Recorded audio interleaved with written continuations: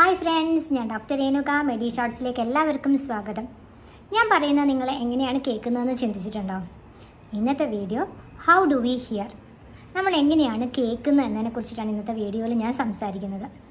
ചെവിയാണ് കേൾവിയുടെ പ്രധാന ഓർഗൻ എന്ന് എല്ലാവർക്കും അറിയാം അല്ലേ. ചെവിയെ നമ്മൾ പ്രധാനമായിട്ട് മൂന്നായിട്ട് ഡിവൈഡ് ചെയ്തിട്ടുണ്ട്.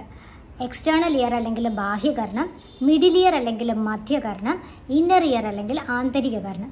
എക്സ്റ്റേണൽ ഇയറിൻ്റെ പോർഷനാണ് നമ്മളുടെ ഈ പിന്ന അല്ലെങ്കിൽ ഓറക്കിൾ എന്ന് പറയുന്നത്. നമ്മളുടെ ഈ പുറമേ കാണുന്ന ചെവിയുടെ ആ പോർഷനെയാണ് നമ്മൾ പിന്ന എന്ന് പറയുന്നത്. പിന്നതിന് ഉള്ളിലേക്കുള്ള ഒരു ചെറിയ കനാലാണ് എക്സ്റ്റേണൽ ഓഡിറ്ററി കനാൽ എന്ന് പറയുന്നത്. അത് എക്സ്റ്റേണൽ ഇയറിനെയും മിഡിൽ ഇയറിനെയായിട്ട് കണക്ട് ചെയ്യുന്ന ഒരു ട്യൂബാണ്. അതൊരു 2.4 സെൻറ്റിമീറ്റർ നീളമുണ്ട്. മിഡിൽ ഇയർ എക്സ്റ്റേണൽ ഇയറും തമ്മിൽ സെപ്പറേറ്റ് ചെയ്യുന്ന ഒരു നേർത്ത പാട കൊണ്ടിട്ടാണ്. അതിനെ നമ്മൾ ടിംപാനിക് മെംബ്രെയിൻ അല്ലെങ്കിൽ കർണപടം എന്ന് പറയും. മിഡിൽ ഇയർ ക്യാവിറ്റി എന്ന് പറയുന്ന ഒരു എയർ ഫിൽഡ് ചേമ്പറാണ്. അതിനുള്ളിലാണ് നമ്മളുടെ കേൾവിക്ക് സഹായകരമായ 3 എല്ലുകൾ ഉള്ളത്. അതിന് നമ്മൾ മാലിയസ്, ഇൻകസ്, സ്റ്റേപ്പിസ് എന്ന് പറയും. പിന്നെ മിഡിൽ ഇയറിനെയും മൂക്കിന് പിൻഭാഗത്തുള്ള നേസോഫാരിങ്സിനെയും കണക്ട് ചെയ്യുന്ന യൂസ്റ്റേഷൻ ട്യൂബ് ഉണ്ട്. ആ യൂസ്റ്റേഷൻ ട്യൂബാണ് ഈ മിഡിൽ ഇയറിലെ പ്രഷറും അറ്റ്മോസ്ഫറിക് പ്രഷറും ഈക്വലൈസ് ചെയ്യുന്നത്. ഒരു പ്രോപ്പർ ഹിയറിങ്ങിന് ആ പ്രഷർ ഈക്വലൈസേഷൻ വളരെ ഇമ്പോർട്ടൻ്റ് ആണ്. ഇനി ഇന്നർ ഇയറിലുള്ള പോർഷനാണ് കോക്ലിയ. അതൊരു ഒച്ചിൻ്റെ ആകൃതിയിലുള്ള ഒരു ഫ്ലൂയിഡ് ഫിൽഡ് ഒരു ചേമ്പറാണ്. അതിനുള്ളിലാണ് നമ്മളുടെ സെൻസ് ഓർഗൻ ഓഫ് ഹിയറിംഗ് ഇരിക്കുന്നത്. അതായത് ഓർഗൻ ഓഫ് കോട്ടി എന്ന് നമ്മൾ അതിനെ പറയും.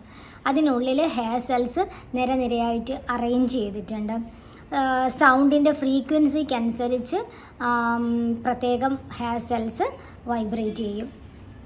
ഇനി ഇന്നർ ഇയറിൽ തന്നെ ഉള്ളതാണ് വെസ്റ്റിബ്യൂളും സെമി സർക്കുലർ കനാലും.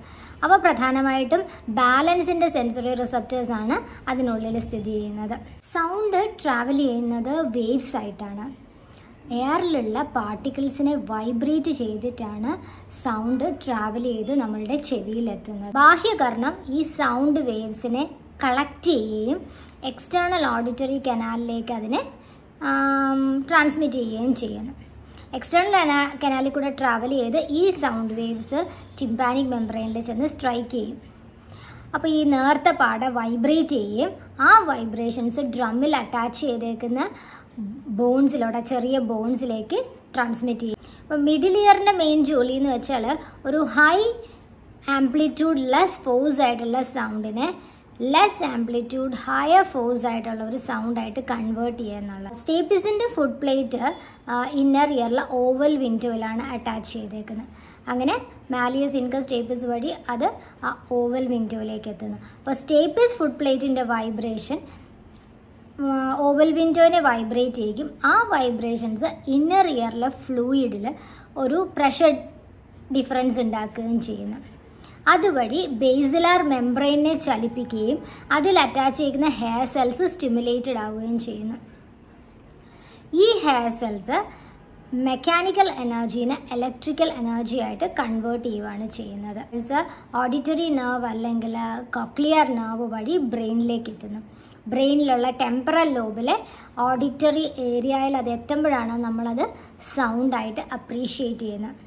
ഇതെല്ലാം വളരെ ഫാസ്റ്റായിട്ട് നടക്കുന്ന പ്രക്രിയകളാണ്. ഫ്രാക്ഷൻ ഓഫ് എ സെക്കൻഡ് മതി. അതായത് ഞാൻ പറയുമ്പോൾ തന്നെ നിങ്ങൾ കേൾക്കുകയാണ് അല്ലേ. സൈമൾട്ടേനിയസ് ആയിട്ടും ഇൻസ്റ്റൻറ്റേനിയസ് ആയിട്ടും നടക്കുന്ന ഒരു പ്രവൃത്തിയാണ് ഹിയറിംഗ് എന്ന് പറയുന്നത്. അപ്പോൾ നമ്മൾ ദൈനംദിന ജീവിതത്തിൽ വളരെയധികം ഉപയോഗിക്കുന്ന ഒരു ഇന്ദ്രിയമാണ് ഈ കേൾവി എന്ന് പറയുന്നത്, കേൾവി ശക്തി എന്ന് പറയുന്നത്. So hearing is very precious. Take good care of it. Thank you for watching. See you in the next video. Take care. Bye.